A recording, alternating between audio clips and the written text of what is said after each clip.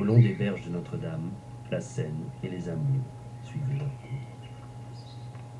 Depuis notre dispute, je ne sais plus que penser. J'ai des doutes sur la pureté et la force de notre amour. Voyons, Agnès, cela n'a rien à voir. Il y a l'amour, mais aussi la vie avec tous ses aspects. Vous voyez bien, vous n'êtes pas capable de tout sacrifier à notre amour. Moi, je suis prête à donner toute ma fortune aux dominicains si elle doit faire obstacle à la pureté de notre relation. C'est Jean qui vous a mis cette idée en tête pour empêcher notre mariage. Nous pouvons parfaitement nous aimer sans nous marier. Ce serait même encore plus beau. Imaginez le chaste amour entre un jeune homme épris et une pauvre nonne enfermée dans un couvent. Mais nous serions séparés pour toujours. Cela pourra détruire notre amour. Moi, vous refuseriez un amour aussi pur? Frère Jean avait bien raison. Jean ne m'aime pas. Mon oncle m'a dit de me méfier de lui. J'ai parlé à frère Jean de nos projets de mariage. Il a été catégorique. D'après lui, ce mariage ne peut se faire sans dispense du pape. Comment cela? Un de mes oncles, qu'on croyait disparu aux croisades, aurait été un de vos ascendants directs. Frère Jean en a trouvé la preuve dans son écu dont il m'a donné la description. Vérifiez si vous ne le croyez pas. Ce cousinage découvert soudain par frère Jean me paraît étrange. Je vais vérifier cela auprès de mon oncle Nogaret. Faites comme bon vous semble.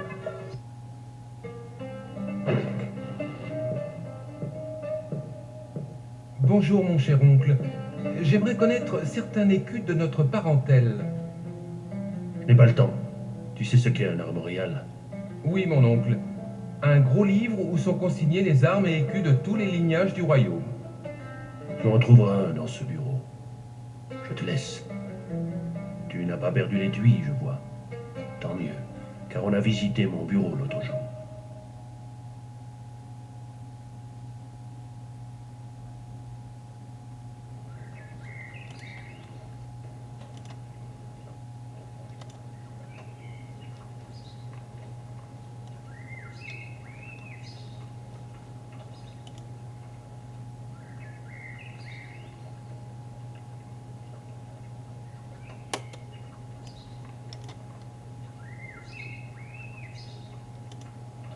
Ce pourrait être ce lion.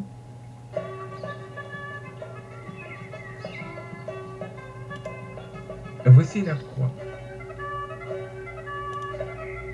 Ainsi, il n'existe aucun écu comportant les deux symboles ensemble. Jean aurait donc menti. Malgré les caprices d'Agnès et les coups du sort, Pierre s'obstinait à espérer un avenir.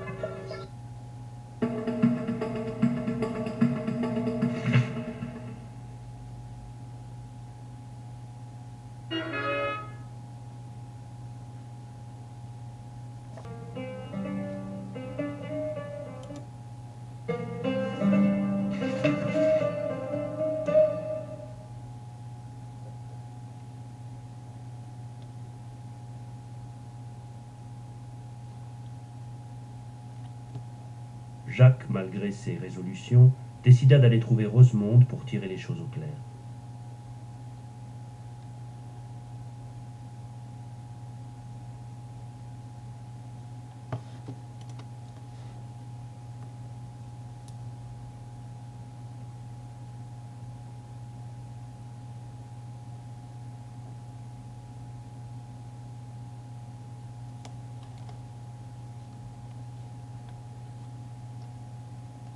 Bonsoir, maître Jacques. Tu n'as donc plus peur d'être vu en compagnie si compromettante? J'ai été très occupé depuis quelque temps. Il faut le croire. Je suis un honnête artisan. Et moi, une ravissante comédienne. Tu ne m'avais jamais raconté ton passé, la mort de ta mère. Je voulais l'oublier. Mais ce n'était pas une sorcière, tu sais. Je serai riche un jour, grâce à mon travail.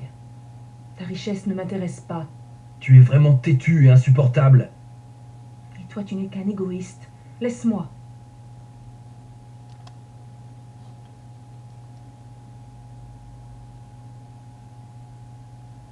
Je voulais te montrer le parchemin d'Adam. Cette phrase indique certainement une cachette d'Adam. Mais je n'y comprends rien. J'ai même cherché pour rien dans la réserve d'or. Il doit y avoir une astuce. Tu sais comme Adam aimait les jeux de mots. Il appelait ça le langage des oiseaux. Un de ces jours, Rosemonde.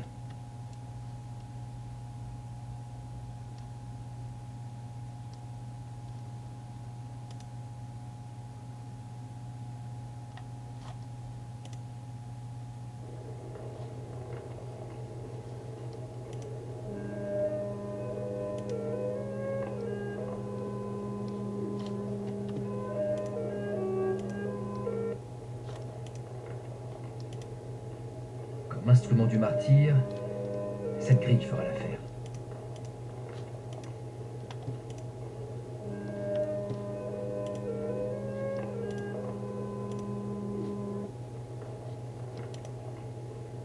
Ma parole, la croix semble indiquer précisément cette dalle.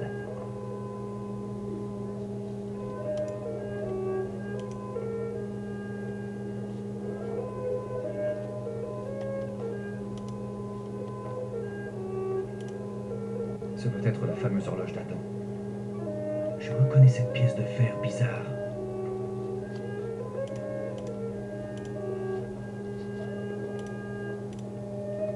Jacques était ébloui par l'incroyable imagination créatrice de son frère disparu.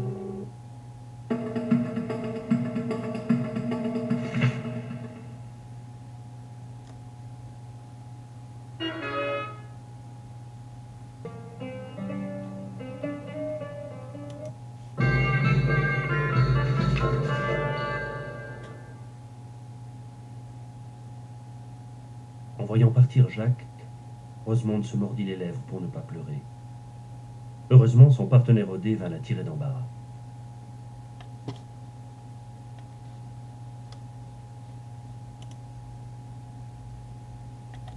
C'est un nouveau jeu qui fait fureur dans le Nord. Il faut sortir 3 dés avec le même chiffre. On appelle ça un brelan. L'As puis le 6 sont les plus forts. Et s'il n'y a pas de brelan, on compte les points.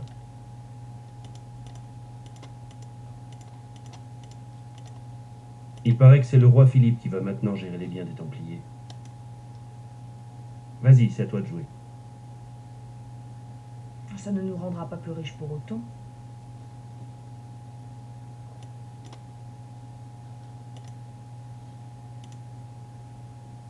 Pour sûr. Ça ne l'empêchera pas d'augmenter les impôts pour payer le procès. C'est à toi de lancer, ma jolie. De toute façon, les gens n'ont plus d'argent.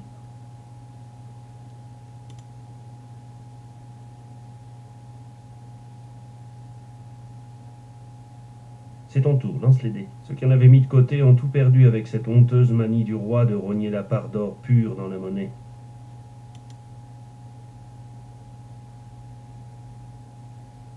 Il paraît que le rouleau du procès fait 60 coudées de long.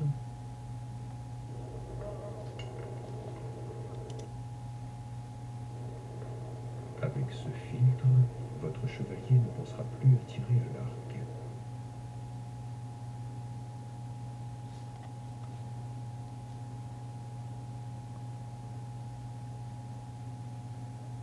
Ne te tourmente pas, petite Rosemonde. Cette action qui te semble répréhensible, c'est pour la bonne cause qu'elle fut accomplie, pour le salut de ton âme. Je me demandais pourquoi vous m'aviez envoyé cambrioler le bureau de votre maître Nogaret. Vous devriez y avoir vos entrées, il me semble. Bonne question. Il te suffit de savoir que je ne suis plus en très bon rapport avec l'agresseur du pape Boniface. Quant à cette lettre, La voilà, mon cher frère. ce n'est point la bonne. J'ai appris par d'autres sources qu'elle se trouve entre les mains d'un écuyer de ma connaissance. Cette lettre ne vous intéresse pas? Attends. Fais voir.